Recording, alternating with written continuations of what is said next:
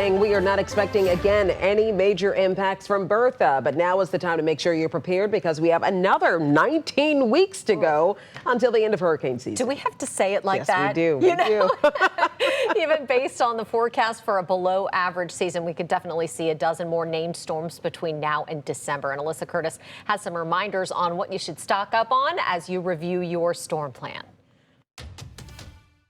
You don't want to wait until Bertha gets any closer before prepping for her arrival. And although Bertha's a tropical storm, the reality is all disasters are large. Disaster experts say you should still be just as prepared. First, gather your emergency and first aid kits.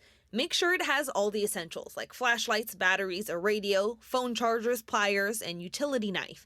Don't forget to make sure some of those items still work. You still can lose electricity. You still might be flooded in your neighborhood.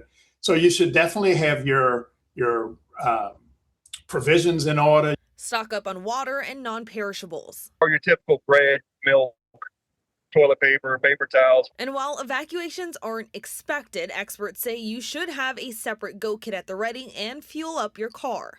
While many Southeast Louisiana residents likely have much of their hurricane supplies at the ready, these things can add up. A list of food and supplies suggested by Tulane and the Coast Guard comes out to be about $150.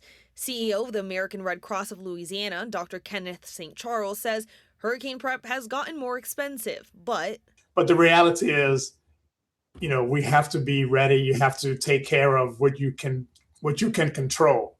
And what you can control is being prepared to leave when you need to leave and being safe when you need to be safe. After you have your supplies, make sure you're stocked up on your medications. Gather your important documents in a waterproof container. Then don't forget to make sure your house is safe and secure. Bring in anything from outside that can fly around in strong winds or anchor them down. Lower the level of your pool, clear out your catch basins, and if you haven't already, let's get those sandbags early. Josh Gale with the United Cajun Navy says the most important way to be prepared. Let's make sure that we're not panicking, we're not overreacting, and we're listening to what the elected officials say. Alyssa Curtis, WWL Louisiana. And we have a list of hurricane supplies on our website, WWLTV.com.